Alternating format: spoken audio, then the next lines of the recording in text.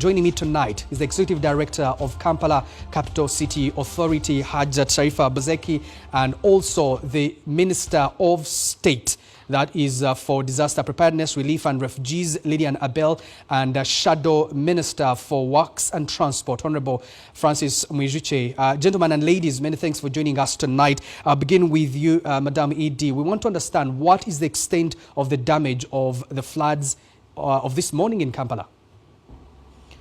Thank you very much. From the report we got from Makerere University Meteorological Center, the rains we received at 80 millimeters, and according to them, this is rain which is expected in a week.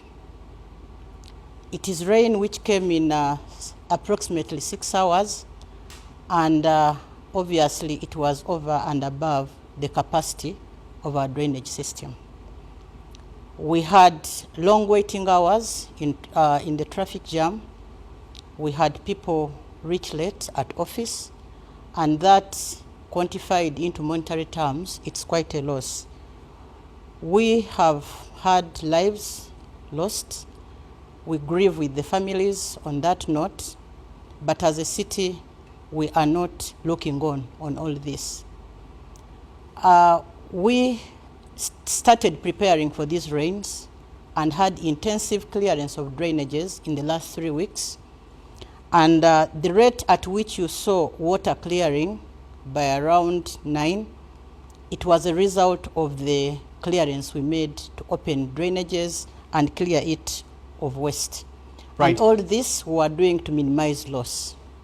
Okay, so when you look at, of course, the extent of the damage, first of all, you have families that have lost up to 7 people. We do not know whether the death toll will rise tomorrow or not, but you also have property destroyed.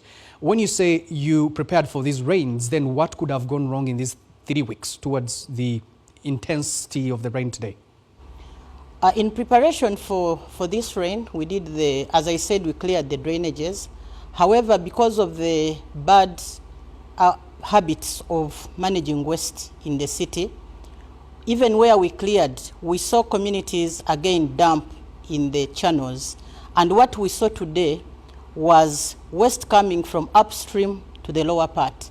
When our teams went down to try and arrest the situation, you would see that what they found blocking the water channels and the entrance where water is supposed to pass were fresh dumpings by the communities.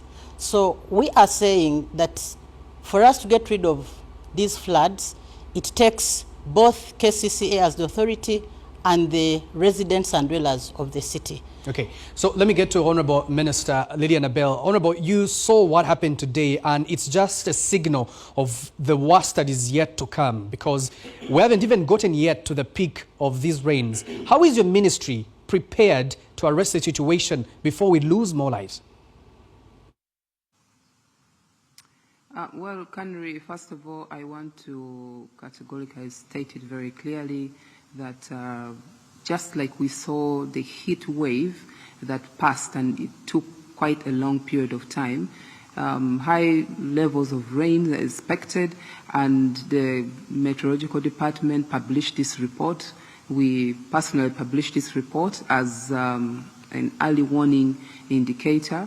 And as you know, our system of disaster response in this country, it's a multi-sectoral approach. And as you noted from the ED of KCCA, it was agreed that some preparations start in terms of clearing the drainage system. You know, Canary, that we have very wrong habits here in the city in Kampala, where people dump things anywhere, where people have encroached on the wetlands, where people construct in wrong areas, and they don't provide drainage system, which is required. And this is exactly the effect of what is coming up. So basically, the issue of the flooding is not something that can be addressed. It can only be mitigated, but we need to agree to go into a proper planning of the urbanization drainage system that we really have to execute. As a ministry, of course, we look at the preparedness, we look at the response, and look at how to mitigate some of these issues. So KCCA, which is mandated to respond to the disaster within the city, has dispatched a team that is working together with the Office of the Prime Minister to ensure that we mitigate the effect of this flooding. But what stands very, very pertinent that we should all embark on is that we must really do the right thing, because nature will always fight for its cause.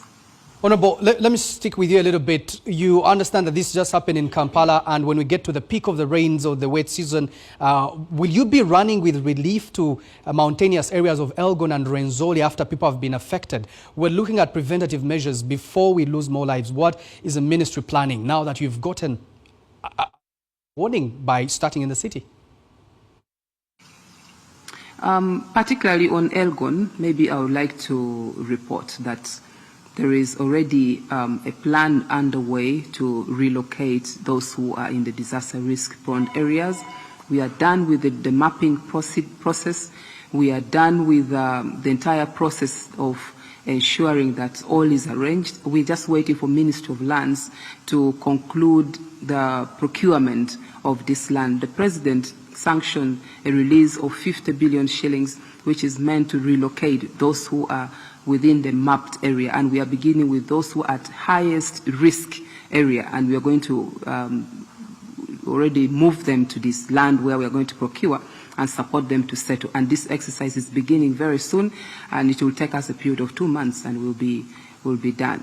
Other areas like River Nyamwamba in Kasese, we are also trying to see how to establish gabions and defend the riverbanks from exploding and causing more chaos. I was in Kasese just a few weeks ago. Today I had a meeting with the leadership from Kasese, and we discussed quite a lot in regards to that. And the same applies to Ntoroko and Bundibujo. So as ministry in charge of disaster, we are now more on looking at relocating people who are at risk to safer zones. That is the approach that we have taken, especially those who are in the affected with the effects of floods and those who are in landslide. But for Elgon, that is already an exercise that is about to be completed, because we've already started on it. Okay, all right, Honourable, stick with us in just a little bit. Honourable Minister Chair, I want to come to you. Year in, year out, we come on TV and have this conversation about floods affecting people and losing lives, property being destroyed. I just read out statistical data indicating how much we lose. I cannot even estimate how much money was lost as cars waited for water to clear. Where do you think is the problem? Well, first of all, Kampala is a face of Uganda. We have a whole planning department that is supposed to plan. But for this to happen, there must be a deficit of planning, physical planning. The other day we saw NEMA running around people in kiosks. But you go and find petrol stations. You find factories and industries that are never touched. We are talking about water finding its way because people have built where water is supposed to pass. And you have a KCCA, it has directors, it has physical planners, it has engineers, they are picking money and just waiting to come and lament that we are sorry, we have lost people. A serious government, some heads would roll. This is just rain that rained for about 5 hours. What if it was rain for a month? We have an executive director that takes very many orders. There is Kampala ministry, there is a state house, there is presidency, there is council. Streamlining these people to plan together is also a problem in Kampala. Everybody is pulling their way. A lot of challenges at KCCA.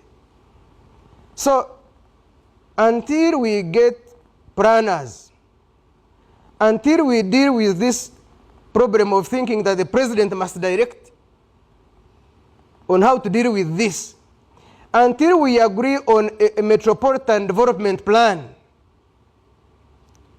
that then we can implement together, that you have Ministry of Water and Environment, you have Ministry of Kampala, you have local government, you have lands, you have disaster, you have finance, you have works, all these ministries coming together to comprehensively plan for Kampala. We will continue to become a laughing stock. Right. Do you think that what you're doing about like lack of coordination within these agencies, like you are saying, could be part of the problem? But what about the contribution of human factor? For example, the behavior, the littering around the city that blocks the drainages.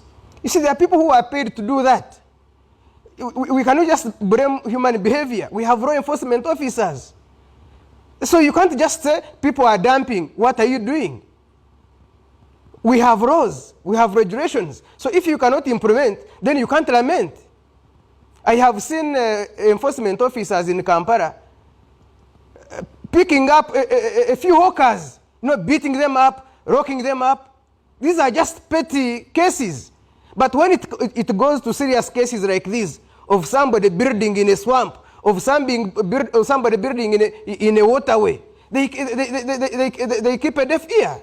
So for me, it is not about behavior. It's about enforcement. It's about planning. It's about coordination. It's about a deficit of physical planning. All right, Hajat Bzeki, I want to hear from you. The year is 2017, and Kampala drainage master plan was launched that required about 700 billion. And I know you were going to, as Kesi says, construct a number of drainages with priority in 10 areas. What is the progress with that?